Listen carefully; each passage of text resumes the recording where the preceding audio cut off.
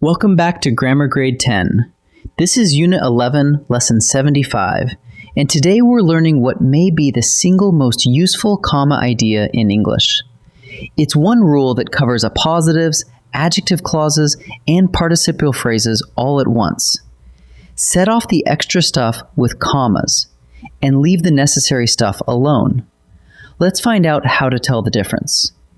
Here is the big idea. And once it clicks, a lot of punctuation stops feeling random. Every extra piece you drop into a sentence, a phrase, a clause, a renaming, is one of two things.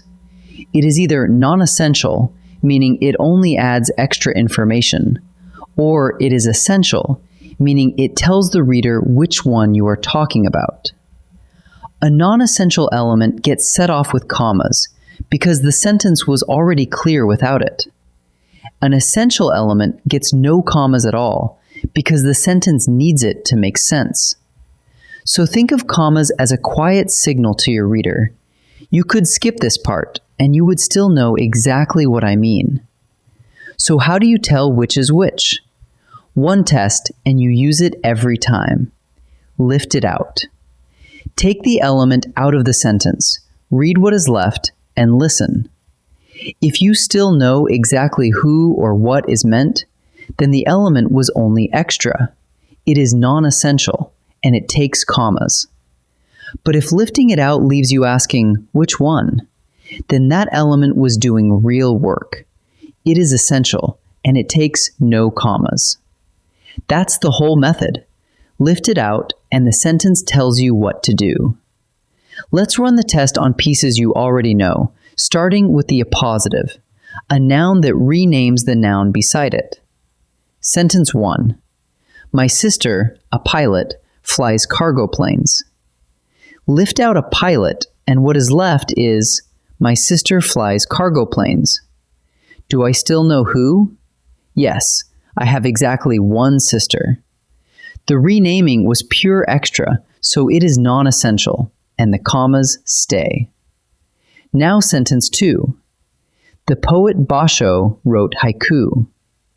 Lift out Basho and you get, the poet wrote haiku.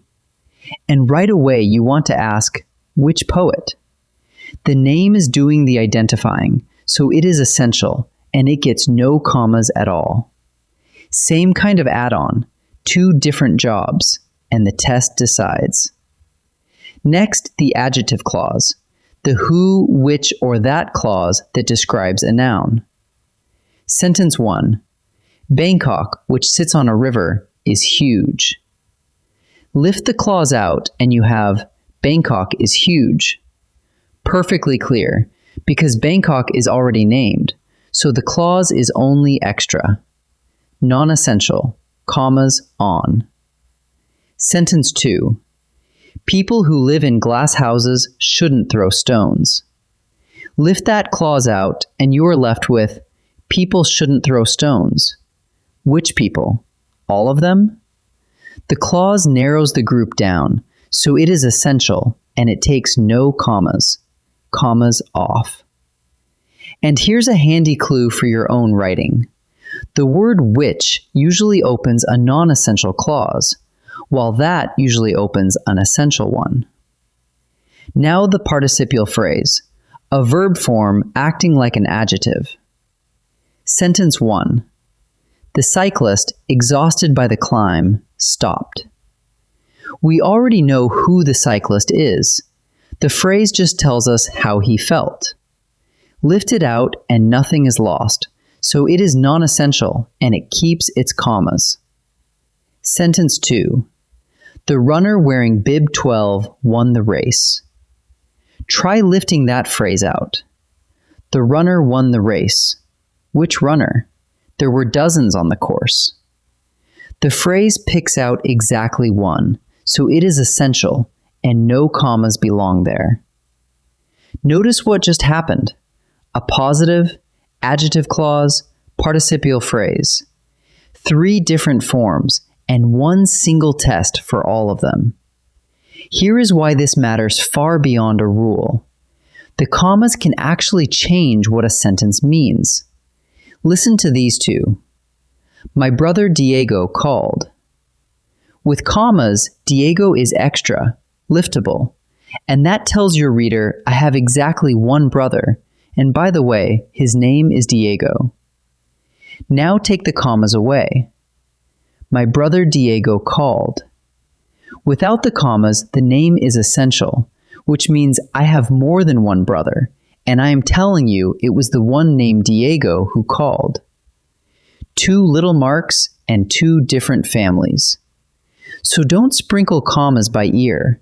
Decide on purpose. Let's boil the whole lesson into a check you can run in about a second. Step 1. Find the add-on. Is there a renaming, an adjective clause, or a participial phrase sitting inside the sentence? Step 2. Lift it out and read what is left. Step 3. If you still know exactly who or what is meant, the element is non-essential, so you set it off with commas. But if you are still asking which one, then the element is essential, and you use no commas at all. Run that check, and commas stop being a guessing game. Ready to try a few together? In this first set, I'll show you a sentence with the add-on in capitals. Lift it out in your head and decide. Is it non-essential, so it needs commas, or essential, so it takes none? Pause the video and choose before I reveal each answer. Mount Fuji, which rises near Tokyo, draws climbers. Lift the clause out and you get Mount Fuji draws climbers. Do we still know which mountain? Of course, it is already named. The clause is pure extra, so this one is non-essential and it needs commas. The student who solved the puzzle won a prize. Lift the clause out and you are left with the student won a prize. Which student? There is a whole classroom of them. The clause picks out the one we mean, so it is essential, and it takes no commas. Ms. Ruiz, our new coach, ran track in college. Take out our new coach, and we still have Ms. Ruiz ran track in college, and we know exactly who that is. The appositive is only extra, so it's non-essential, and it gets commas. For this second set, listen for meaning. Commas don't just decorate a sentence. They quietly tell your reader how many and which one. Pause and decide before each answer.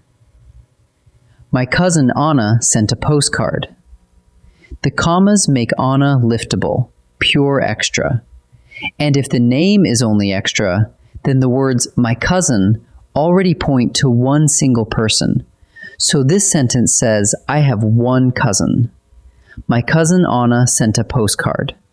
No commas this time, so the name is essential. It is telling us which cousin.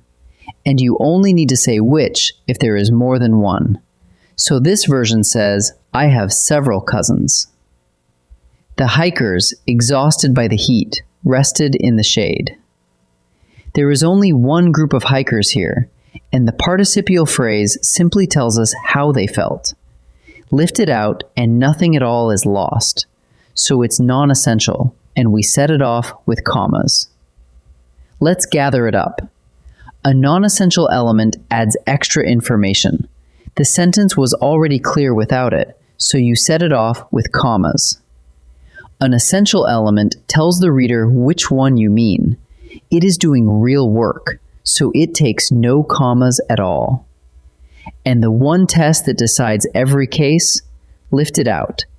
If you still know exactly who or what is meant, use the commas. If removing it leaves you asking which one, leave the commas off. Appositives, adjective clauses, participial phrases, same test for all three. Nice work today. I'll see you in the next lesson.